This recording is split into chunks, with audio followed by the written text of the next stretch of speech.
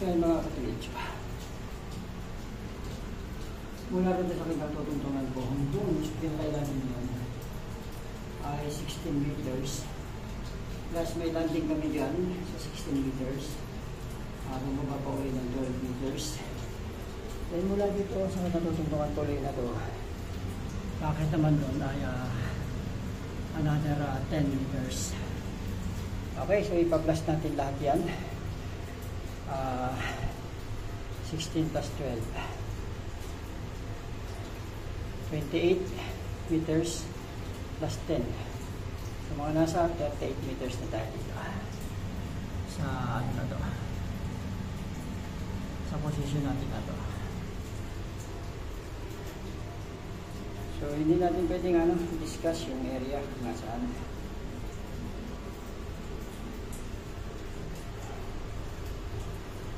Thanks for watching mga ka-TS PH. Tapos so medyo mahirap umahon at lumaba dito. May kanaliman na siya. Nasa 40 meters na ang kanyang lalim.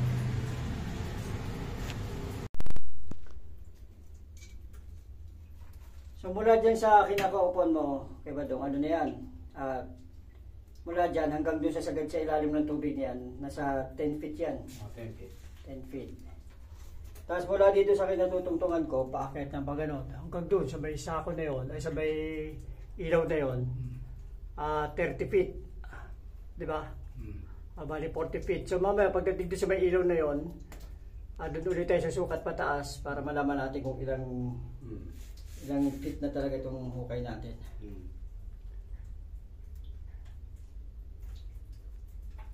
So ito yung layer niya, oh. May layer siyang ano eh.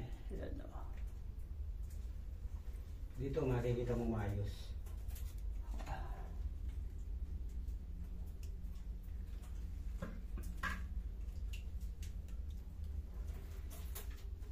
Tignan mo yung layer ng lupa dito. Saan dyan niya kuha yung kahoy dyan sa kinakapuan mo? Dito. Dyan? Pababa dyan? Oo. Patumbok dito sa butas na to? Oo.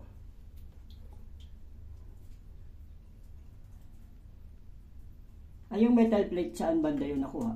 Nandiyan sa ibabaw. Nalampasan na natin. Ito to? Oo. Yung maliwanag na yan dyan? Nandyan ang metal plate?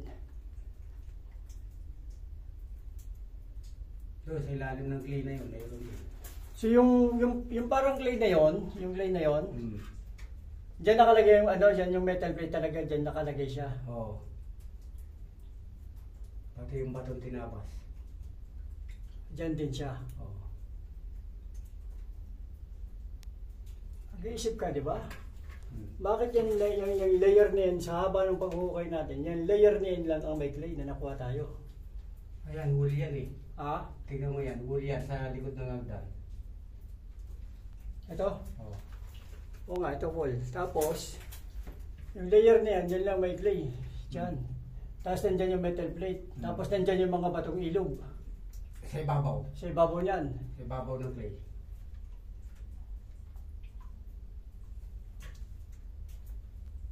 Hindi kaya may nalampasan tayo dyan. Sa clay na yan. Yan na natin. Kasi siya palaki ng palaki, yung clay pa-spiral siya, ayun no? Ayan nga. Yung clay pa-spiral, tapos pagdating dyan sa kanya lumaki sa area na yun, no? Tsaka natin yan, i-detect din natin yan. Siya lang siya, sa haba ng pagbaba ko, sa haba ng pagbaba, mula doon sa itaas. Yan lang yung layer na may clay, ang nakita natin. Tapos nandyan yung mga batong ilog na inahon natin, di ba? Oo. Tapos dyan din ako ay metal plate. Okay. Malaman natin mamaya pag iniskan natin.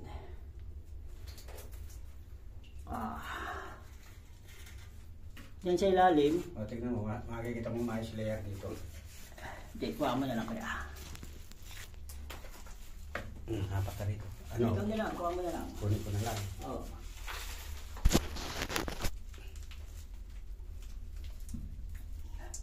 Para makita ko lang yung layer. Lapitan ko siya para maganda.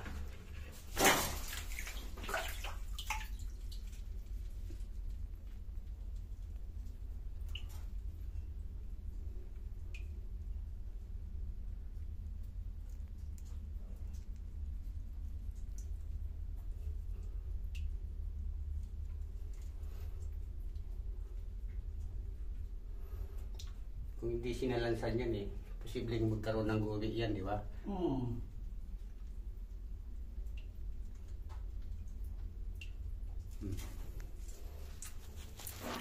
Pero doon din talaga ako dito sa may clay na to.